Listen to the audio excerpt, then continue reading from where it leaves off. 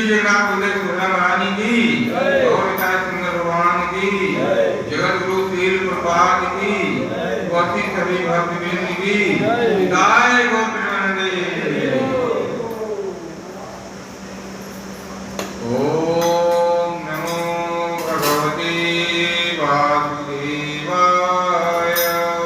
ओम नमो भगवते वासुदेवाय।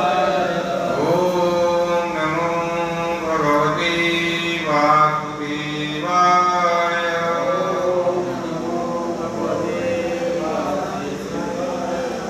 ओम नमो भगवते वासुदेवाय।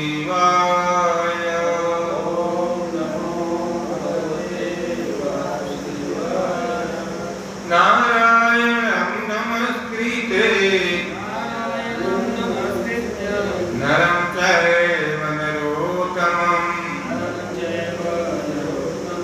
देवीं सरस्वतीं व्यासं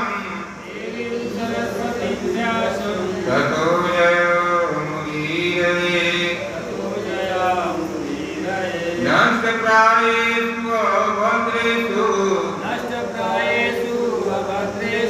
नित्यं भागवत सेवया भगवती उत्तम श्लोके भक्तिर्भवति नैष्ठिके। कृष्णाय वासुदेवाय देवकी नंदनाय च नंदगोपकुमाराय गोविंदाय नमो नमः। हरे कृष्णा कृष्ण कृष्ण हरे हरे हरे राम राम राम हरे हरे। हरे कृष्ण। तो आज की सुबह काल सत्र में उपस्थित सभी भक्तजन का स्वागत है।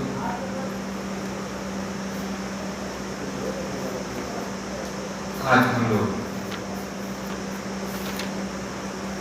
स्कंद 6 अध्याय 12 और श्लोक संख्या 18 का पारायण करेंगे। स्कंद 6 अध्याय 18 और श्लोक संख्या 12 तो ये स्क्रीन पर लगा ग्रुप में भेजें। स्कंद 6 अध्याय 12 श्लोक संख्या 18। इस अध्याय का नाम है वृतासुर की यशस्वी मृत्यु। यशस्वी मृत्यु कैसे होता है? तो जब दो भक्तों के बीच लड़ाई होता है, युद्ध होता है और पूरे निष्ठा पूर्वक युद्ध करता है और युद्ध में अगर वीर गति को प्राप्त करता है तो उसको कहते हैं यशस्वी। तो आज का श्लोक 18वां श्लोक है। वृतासुर ने बहुत काफी कथा प्रवचन देवराज इंद्र को सुनाए थे। युद्ध क्षेत्र में ही बहुत काफी कई श्लोकों में वर्णन है। बहुत ज्ञान की बातें वृतासुर ने देवराज इंद्र को सुनाए थे। तो उसी संदर्भ में यह कथा जो है श्री सुखदेव गोस्वामी राजा परीक्षित को सुना रहे हैं। हरिद्वार के पास में शादी की कथा जब उनकी हो रही थी, तक्षक नाग के डसने के कारण की मृत्यु होने के कारण वो भागवत कथा सुन रहे थे। तो सुखदेव गोस्वामी आज के इस श्लोक में 18वें श्लोक में पुनः जो है परीक्षित जी को बता रहे हैं। बाकी गीता को क्या बताए और देवराज इंद्र क्या समझे नहीं आ रहा है, कनेक्शन नहीं हो रहा है।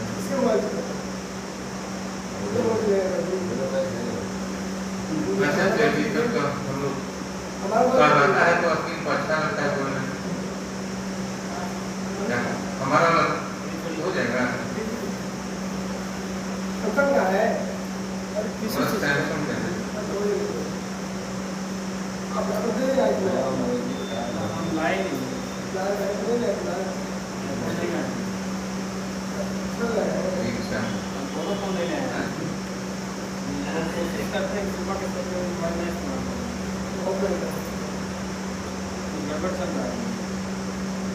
वृतासुर देवराज इंद्र को सुना रहे हैं यह कथा। तो हम भक्तों को तो अवश्य सुनना चाहिए, क्योंकि बहुत ही ज्ञानवर्धक यह कथा है, बहुत ही ज्ञानवर्धक उपदेश है, जो भक्तों के जीवन में उतारने का ये है उद्देश्य, उतारना चाहिए, ये भक्तों के लिए ही बना है।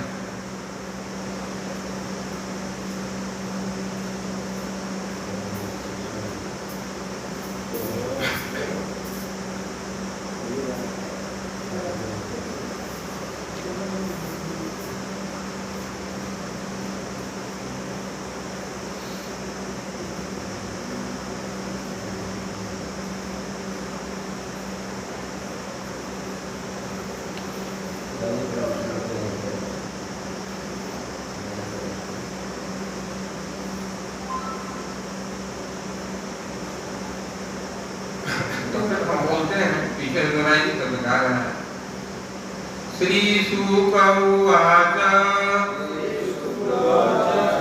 इंद्रो वचः श्रुत्वा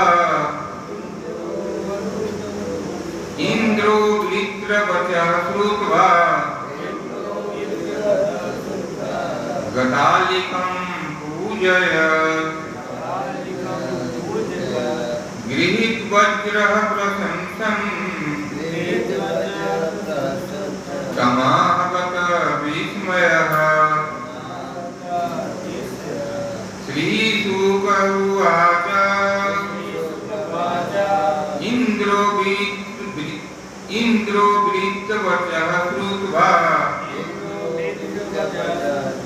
गतालिकं पूजयत् गृहीत्वज्रः प्रशंसन् समागत विस्मयः। श्रीशुक उवाच इंद्रो वृत्तवचः श्रुत्वा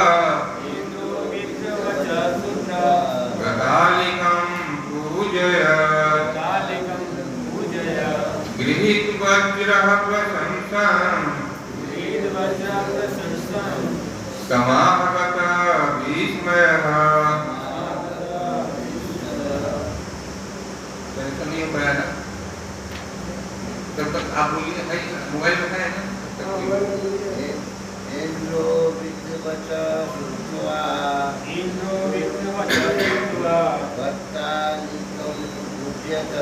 गतालिकं पूजयत् गृहीत्वज्रः प्रशंसन् समाहवत विस्मयः। श्रीशुक उवाच इंद्रो वृत्तवचः श्रुत्वा गतालिकं पूजयत् गृहीत्वज्रः प्रशंसन् समागत विस्मयः।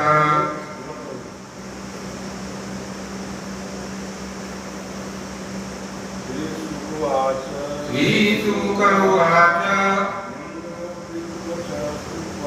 इंद्रो वृत्तवचः श्रुत्वा गतालिकं पूजयत् गृहीत्वज्रः प्रशंसन् समागत विस्मयः। श्रीशुक उवाच इंद्रो वृत्तवचः श्रुत्वा गतालिकं पूजयत् गृहीत्वज्रः प्रशंसन्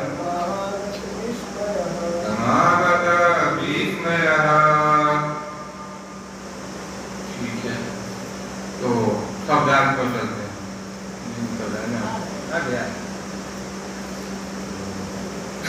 अच्छा शब्दार्थ पर चलते हैं। श्री शुक उवाच, श्री सुखदेव गोस्वामी ने कहा, इंद्र राजा इंद्र ने वृत्त वचः वृतासुर के वचन श्रुत्वा सुनकर गत अलिकम द्वैत भाव से रहित अपूज्य पूजा की गृहित वज्र वज्र धारण किए हुए प्रहसन हंसते हुए तम वृतासुर से आ कहा गत विस्मय आश्चर्य रहित होकर। अब तात्पर्य बात इस जगह ऐसी भक्ति विधान स्वामी श्री प्रभुपाद जी के द्वारा इस प्रकार है।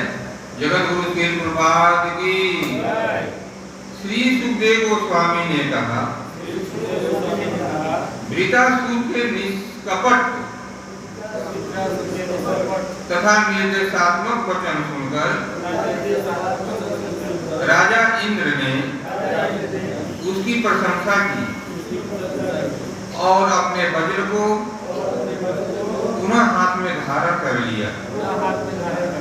इसके बाद बिना मोह या द्वैत भाव से वह हंसा और वृतासुर से इस प्रकार बोला। अब तात्पर्य इस प्रकार है, ध्यान से सुनिएगा। देवताओं में श्रेष्ठ राजा इंद्र को अपने शत्रु वृतासुर का उपदेश सुनकर आश्चर्य हुआ, जो असुर माना जाता। वह चकित था कि असुर होकर भी वह कितने ज्ञान की बातें कर रहा है।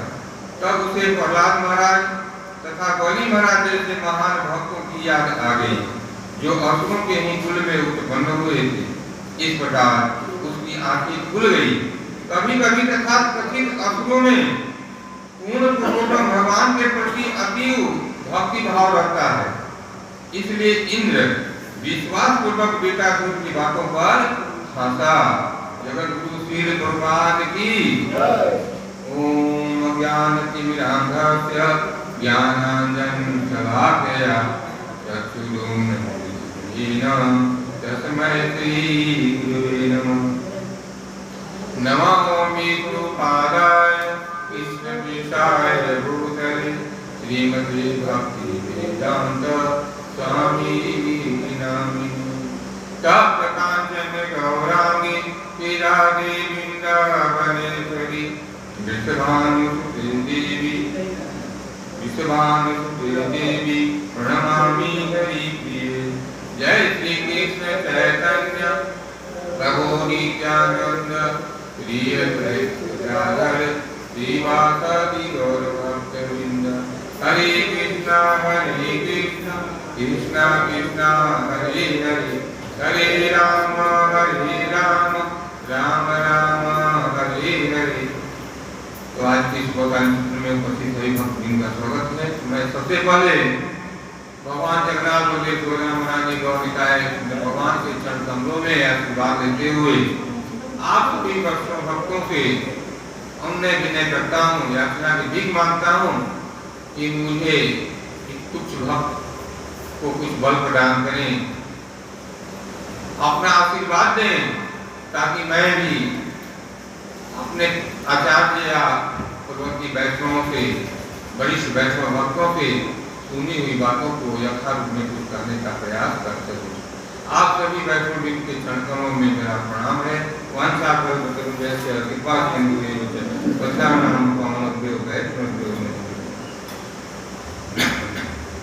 तो अभी जो है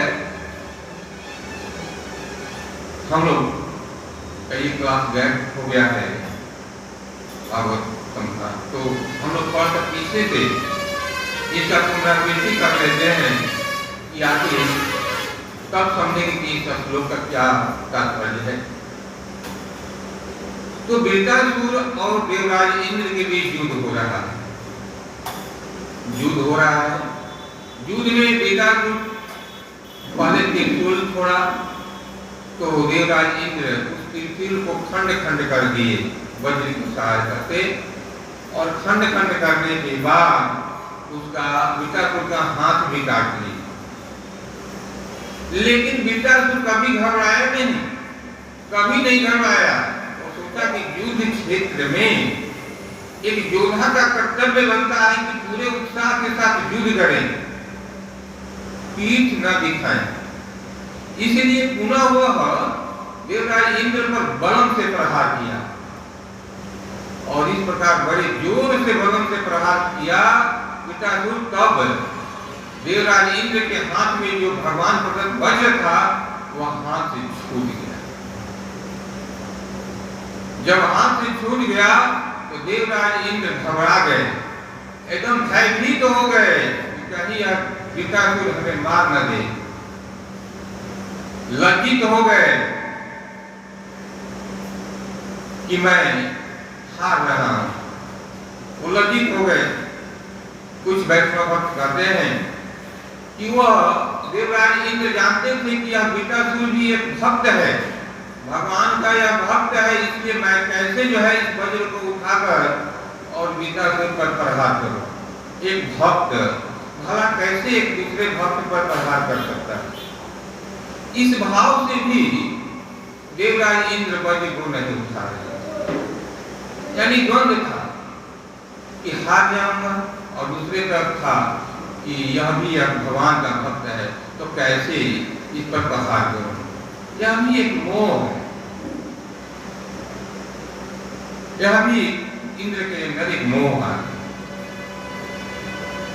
तब बीटासुर ने इस बात को समझ गए, और बीटासुर ने देवराज इंद्र को अपना प्रवचन सुनाना शुरू किया, अपना उपदेश देना शुरू किए कि युद्ध क्षेत्र में जैसे भगवान श्री कृष्ण अर्जुन को सुनाए थे, अर्जुन को मोह हो गया था।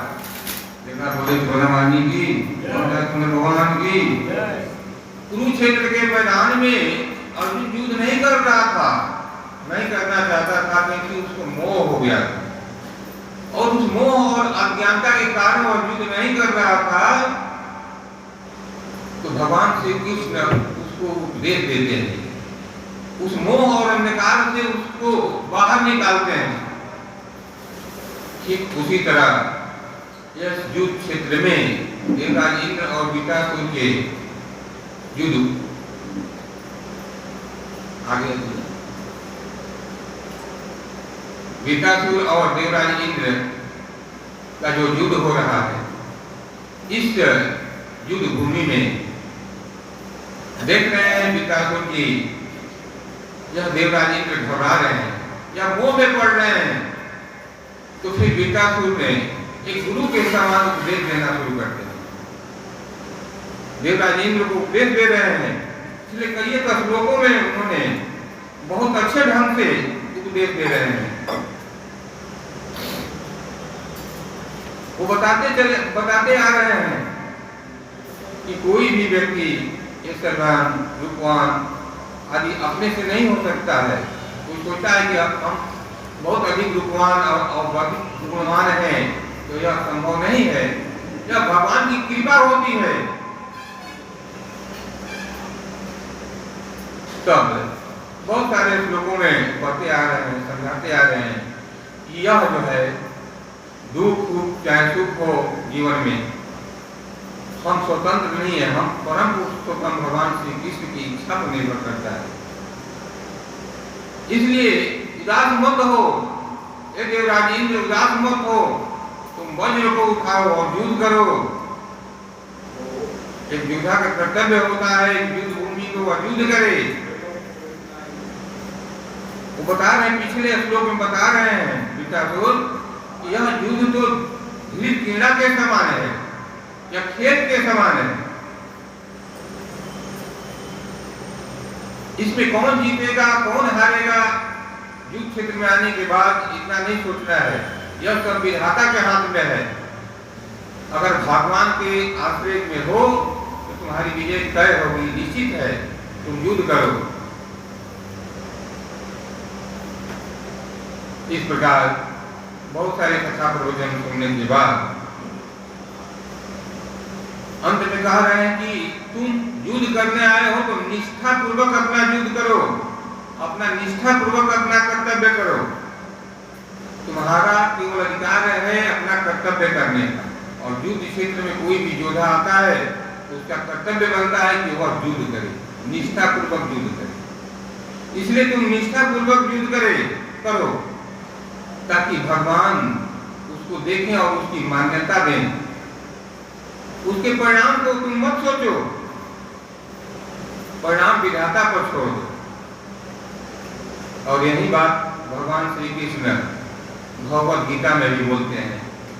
अध्याय 2 और श्लोक संख्या 47 में भगवान अर्जुन को बोल रहे हैं, कर्मण्येवाधिकारेषु मा फलेषु कदाचन मा कर्म फलहेतुर्मूढा ते संगोऽस्त्व कर्मणि। यही बात जो है भगवान श्री कृष्ण अर्जुन को बता रहे हैं कि तुम करने के अधिकारी हो, तुम अपना कर्तव्य कर्म करने का अधिकारी हो, फल के अधिकारी नहीं हो। फल को भगवान पर छोड़ दो। तुम अगर निष्ठा पूर्वक भगवान को समर्पित करके तुम अपना कर्तव्य करते हो तो निश्चित है कि तुम्हारी सफलता होगी। लेकिन तुम मत सोचो कि मुझे सफलता मिलेगी, यह सब भगवान पर छोड़ दो। फल की इच्छा मत करो। तुम न तो अपने आप को अपने कर्मों के फलों का कारण मानो। तुम जो कर रहे हो और जो तुम्हें फल प्राप्त होगी उसको ऐसा मत सोचो कि मैंने किया। ये सब भगवान कराते हैं। जैसे कुरुक्षेत्र के मैदान में जब युद्ध समाप्ति हो गया तब भगवान कृष्ण पांडवों को ले गए, उनको अहंकार हो गया था। उनके यहाँ जो क्या नाम घटोत्कच के पुत्र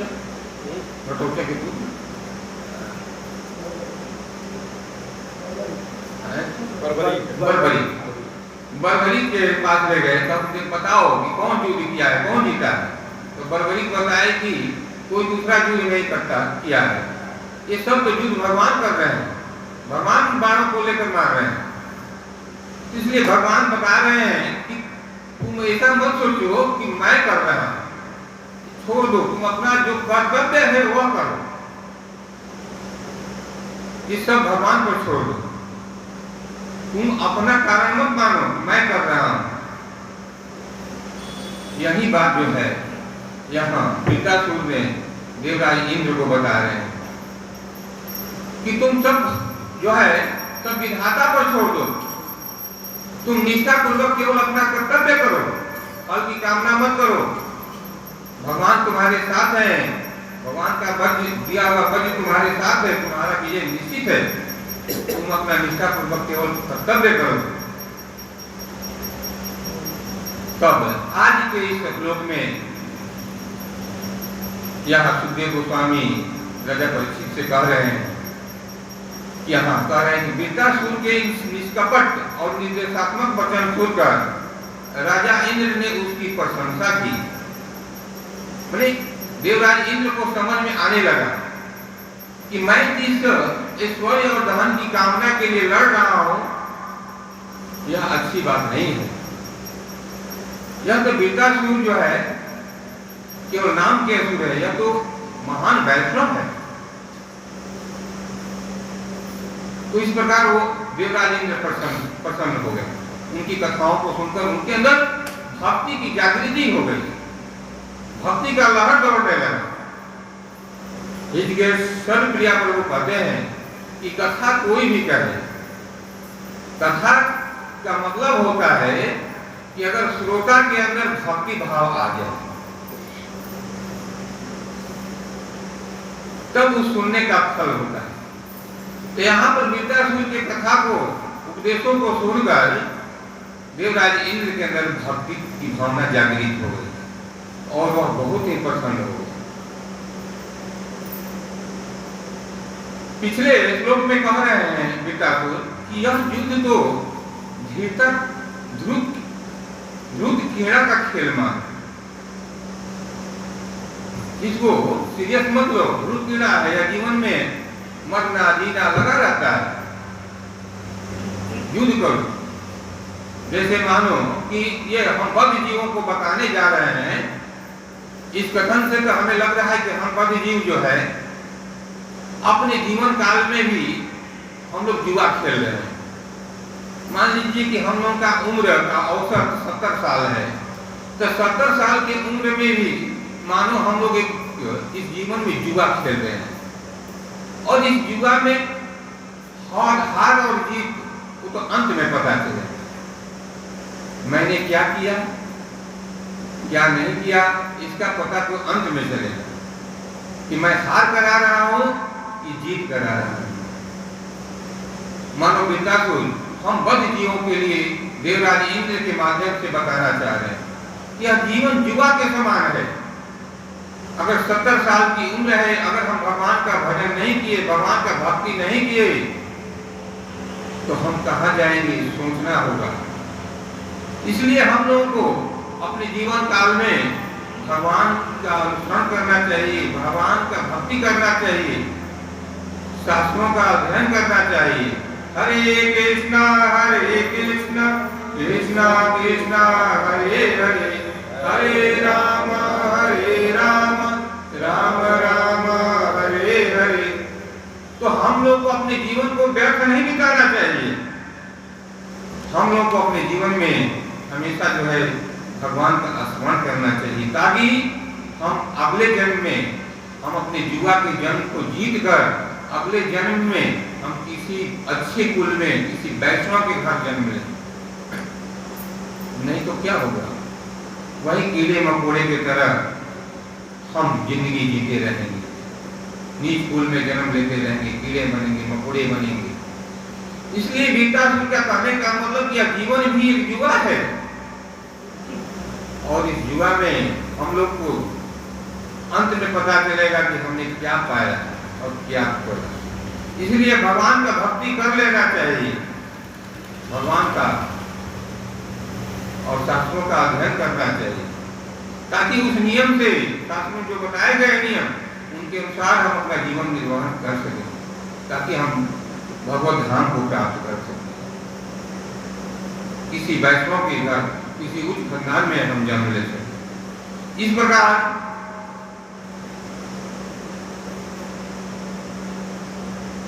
ऐसे जो है कथा सुनकर, वृत्तासुर की कथा को सुनकर देवराज इंद्र बहुत ही प्रसन्न हुए, बहुत प्रसन्न हुए, और वज्र को पुनः उठा लिए। अब कथा से जब भक्ति की जागृति हो गई देवराज इंद्र को, इसका मतलब क्या होता है कि वृत्तासुर भगवान का अनन्य भक्त था। वृत्तासुर केवल असुर, हम लोग कहते हैं, कहा जाता है असुर कुल में जन्म लिए, लेकिन वह भगवान का अनन्य भक्त। तब तो देवराज इंद्र के अंदर भक्ति की लहर दौड़ गई। वह वृत्तासुर भगवान की दिव्य प्रकृति को जानता था। वह जानता था कि जो वज्र प्रदान किए हैं भगवान, जो भगवान ने वज्र प्रदान किए हैं, वो हमें मारने के लिए दिए हैं, हमें मारने के लिए दिए हैं। और जब इस वज्र से मैं मारा जाऊंगा तो मैं परम गति को प्राप्त हो जाऊंगा। अब भला बताइए, कौन यह जान सकता है? इस बात को पहले ही कौन जान सकता है?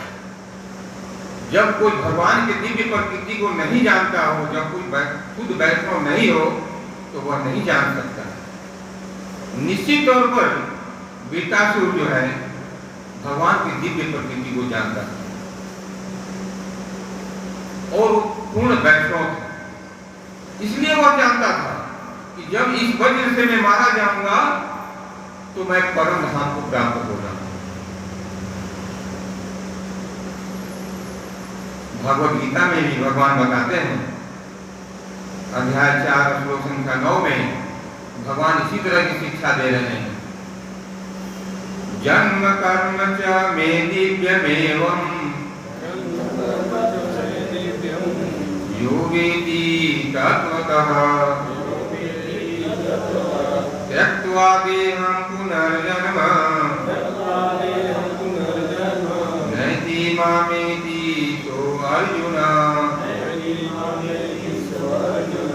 भगवान श्री कृष्ण अर्जुन से कह रहे हैं कि जो मेरे आविर्भाव तथा कर्मों की दिव्य प्रकृति को जानता है वह इस शरीर को छोड़ने पर इस भौतिक संसार में पुनः जन्म नहीं लेता है, अपितु वह मेरे सनातन धाम को प्राप्त करता है। यही बात जो है बेटासुर जानते थे। तब तो वो जानते थे कि यह भगवान प्रदत्त वज्र इंद्र को प्राप्त हुआ है और इस वज्र से मैं मारा जाऊंगा तो मैं असुर से छुटकारा मिल जाएगा, असुर शरीर से छुटकारा मिल जाएगा और परम धाम में प्राप्त हो जाएगा। यानी भगवान श्री कृष्ण की दिव्य प्रकृति की वो बिल्कुल जानते थे। भगवान श्री कृष्ण क्या बताया है वो जानते थे।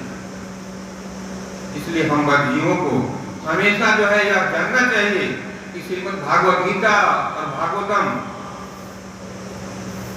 की कथाओं को सुनना चाहिए और अपने जीवन में उतारना चाहिए ताकि हम भी इस भौतिक संसार को छोड़े तो परम धाम को प्राप्त करें। हरे कृष्णा कृष्णा कृष्णा हरे हरे, हरे राम राम राम हरे हरे। तो गीतासुर बहुत अच्छे भक्त हैं और इस प्रकार बहुत काफी अच्छा प्रवचन जो है देवराज इंद्र को सुनाते जा रहे हैं। वो मानो भागवत गीता में जो भगवान श्री कृष्ण कहे हैं पूरा अपने जीवन में उतारे थे गीता से। इसी प्रकार भगवान श्री कृष्ण भागवत गीता में पुनः कह रहे हैं, अध्याय 9 श्लोक संख्या 32 है, इसमें बोलाइएगा। मामहि पार्थ व्यपाश्रित्य ये अपि यस्यो पापयोनयः स्त्रियो वैश्यास्तथा शूद्रास्ते अपि यान्ति परां गतिम्। अब देखिए किसी के मन में शंका होता है कि क्या स्त्री वैश्य शूद्र क्या यह भी जो है भगवान की कथाओं को सुन ले और उनके शरण को ग्रहण करें तो परम धाम को प्राप्त करेंगे। तो यहाँ पर भगवान श्री कृष्ण अर्जुन को बता रहे हैं कि हे पार्थ, जो लोग मेरी शरण ग्रहण करते हैं वे भले ही निम्न जन्मा स्त्री वैश्य तथा शूद्र क्यों न हो, वे परम धाम को प्राप्त करते हैं। भगवान श्री कृष्ण खुद बता रहे हैं अर्जुन के माध्यम से हम बचिए। तो भला बताइए बेटासुर जो है असुर के शरीर में है और जब अगर वह भगवान के शरण ग्रहण कर लेते हैं, भगवान की बातों को समझ रहे हैं, भगवान की दिव्य प्रकृति को समझ रहे हैं, तो यह निश्चित हो रहा है वह परम धाम को प्राप्त करेंगे।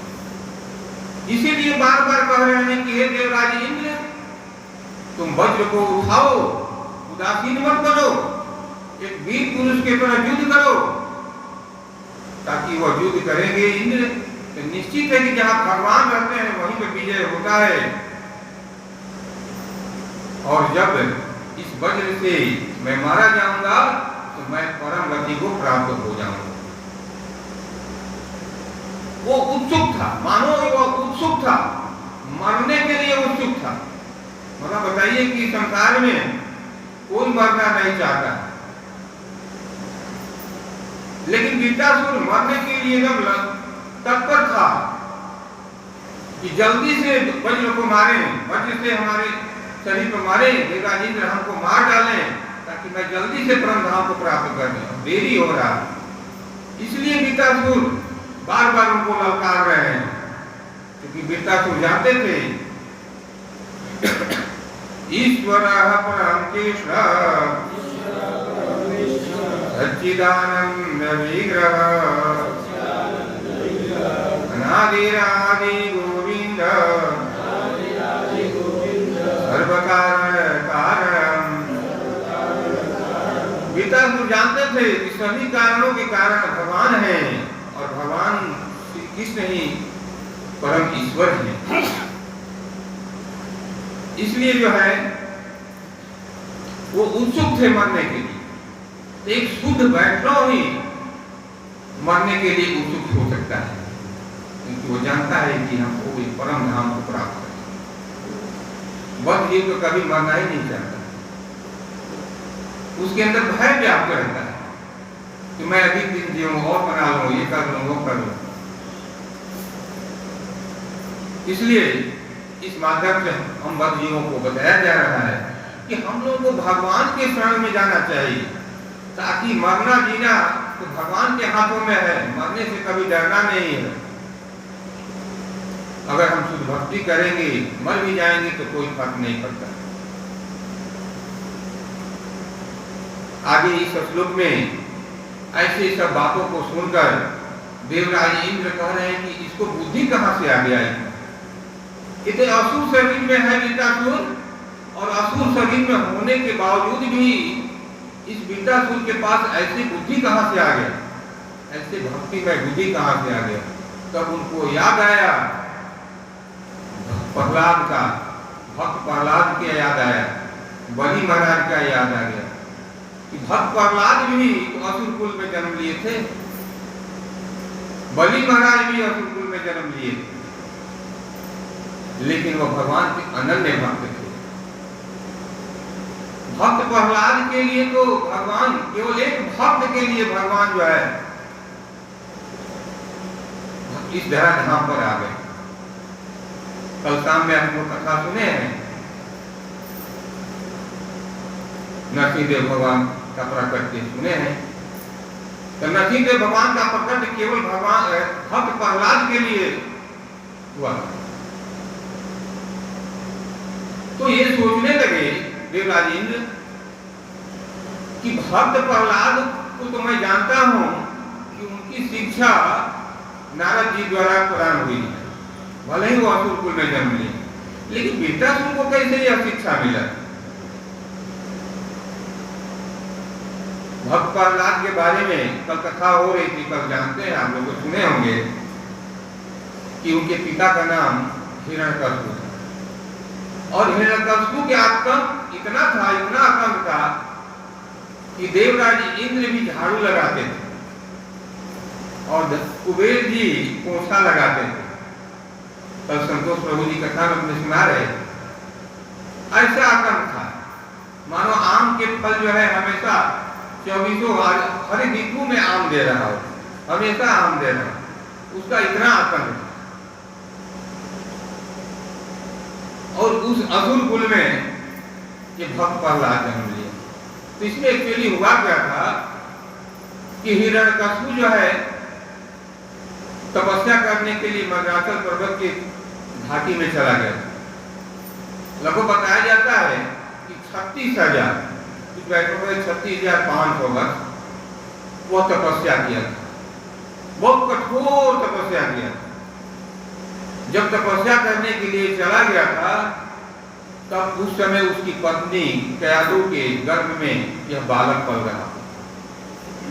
तो देवताओं ने सोचा कि हिरण्यकश्यप तो चला गया तपस्या करने के लिए, तो कयादु के पेट में जो गर्भ में जो बच्चा पल रहा है क्यों नहीं इसको मार डाला जाए, क्योंकि असुर का लड़का तो असुर ही होगा। इसलिए कयादु को खींच कर ले जाने लगे देवता। उसी समय नारद मुनि आ गए और वो देखे कि इसके गर्भ में तो एक भक्त पल रहा है। तब वो देवताओं को बताए कि जो गर्भ में बालक पल रहा है उसका कोई दोष नहीं है, और इस अबला स्त्री का क्या दोष है भला, हिरण्यकश्यप जो भी कर रहा है इस अबला स्त्री का क्या दोष है, इसको छोड़ दो। और देवताओं के हाथ से वो छुड़ाकर अपने कुटिया में ले गए और वहां पर उसको कथा सुनाने लगे, धर्म की बातों को सुनाने लगे और कहे कि जब तक हिरण्यकशिपु तपस्या करके नहीं आ जाता है तब तक तुम गर्भ बाहर मत आना। गर्भ जो है, जो गर्भ में जो बच्चा पल रहा है, तुम बाहर मत आना, नहीं तो देवता सब मार डाले। इस प्रकार 36,500 वर्ष तक वो तपस्या करते रहा हिरण्यकशिपु और उस गर्भ में वह बालक भक्त प्रहलाद 36,500 वर्षों तक वो पलते रहे। सोच लीजिए, ये भगवान की लीला है, सबके बस की बात नहीं। और उतने सालों तक नारद मुनि से भक्त प्रहलाद गर्भ में ही भगवान की कथाओं का श्रवण करते रहे। अब बताइए कि जो इतने सालों तक भगवान की कथाओं का जो श्रवण किया हो वो महान से महानतम भक्त हो।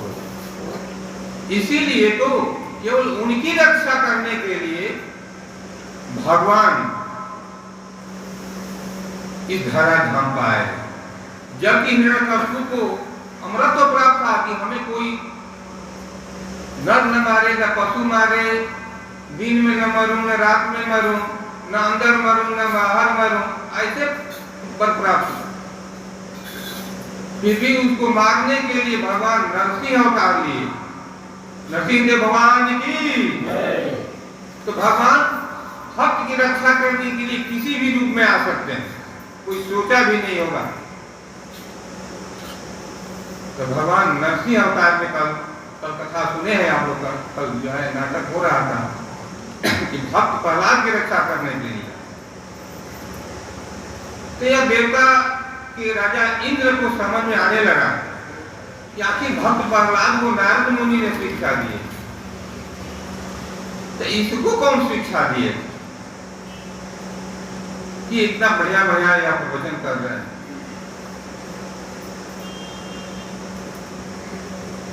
इसी तरह से बलि महाराज का भी नाम है। बलि महाराज के यहाँ जब भगवान छोटे बालक बनकर जब मांगने गए कि मुझे 3 पग जो है भूमि चाहिए 52 अवतार लेकर, तो तीसरे पैर को बलि महाराज कहे कि हमारी सिर पर रख दीजिए। ऐसे ऐसे आनंद भक्त हैं जो भगवान की दिव्य प्रकृति को जानते हैं। मानो बलि महाराज जान गए थे ये स्वयं भगवान ही है, तब तो कहे कि भगवान हमारे सिर पर चरण रख दीजिए, ताकि चरण रखने पर मैं परम धाम को प्राप्त हो जाऊंगा। भगवान जगन्नाथ बोले पुनः महारानी की भगवान की। हरे कृष्णा कृष्णा कृष्णा हरे हरे, हरे राम राम राम हरे हरे। तो इस प्रकार जो है ये सोचने लगे देवराज इंद्र कि आखिर इसको कहां से शिक्षा मिली बीतासुर। तो जैसा कि आप लोग कथा जानते हैं, बीतासुर इस शरीर में राक्षस स्वभाव का हो गया था, लेकिन पूर्व जन्म का वह चित्रकेतु महाराज। चित्रकेतु महाराज का कथा बहुत बार श्रवण किया गया है। चित्रकेतु महाराज माता पार्वती के श्राप से असुर का जो है शरीर धारण कर लिए, लेकिन उनके अंदर भगवान की भक्ति कूट कर भरी हुई। इसलिए बीतासुर इतना अच्छा भगवान के बारे में देवराज इंद्र को समझा रहे हैं। और वो जानते थे कि देवराज इंद्र जब युद्ध करेगा और वज्र से मारेगा तो मैं भगवत धाम को प्राप्त कर जाऊंगा। वो पूर्व जन्म का चित्रकेतु थे, इसलिए उनके अंदर वो बात भरी हुई। इसलिए इस श्लोक के माध्यम से हम भक्तों को मुख्य रूप से यही सीखना है कि हम लोग भी इस जीवन में जुआ खेलने के लिए आए हैं। हम लोग अंत में भगवत धाम को प्राप्त करें, इसके लिए हम लोग को अपने पूरे जीवन काल में भगवान की भक्ति करें, भगवान के शरण में जाएं। जब इस प्रकार इस श्लोक में देवराज इंद्र वज्र को उठा ले रहे हैं और उठाकर जो है बिना मोह के हंस रहे हैं। मतलब कि इतने कथा सुनने के बाद अब उनका मोह भंग हो गया। जैसे कुरुक्षेत्र के मैदान में भगवान श्री कृष्ण के उपदेश को सुनकर अर्जुन का मोह भंग हो गया और फिर युद्ध करने के लिए तैयार हो गया। उसी तरह से बीकासुर के कथन को वचन को सुनकर देवराज इंद्र का मोह जो है भंग हो गया और मोह भंग होने के बाद वज्र को फिर से युद्ध करने के लिए उठा लिया, ताकि एक योद्धा के तरह, एक निष्ठावान योद्धा के तरह अपने कर्तव्य का निर्वहन कर सके। तब आगे के श्लोक में पुनः क्या होता है आगे देखा जाएगा। आज अब मोह भंग हो गया तो हम लोग को भी अपने जीवन काल में इन सब शिक्षाओं से मोह से दूर हो जाना चाहिए, मोह को त्याग करना चाहिए कि हम लोग का जन्म जो है और मृत्यु हमारे हाथ में नहीं है। हमें हमेशा सोचना चाहिए कि ये सब भगवान के हाथ में। हम लोग एक कठपुतली की तरह हैं, भगवान जैसे चाहे वैसे न चाहे, हम लोग हमेशा जो है सम और विषम परिस्थितियों में समभाव में रहें। अगर दुख भी आता है तो भगवान का प्रसाद मानिए, उसको स्वीकार कर लीजिए, और सुख आता है तो उसमें उछलिए मत कि मुझे बहुत काफी धन की प्राप्ति हो गई, उसमें भी भगवान की कृपा स्वीकार कर लीजिए और भगवान के शरणागमी हो जाइए, शास्त्रों का अध्ययन कीजिए। हरे कृष्णा हरे कृष्णा कृष्णा कृष्णा हरे हरे, हरे राम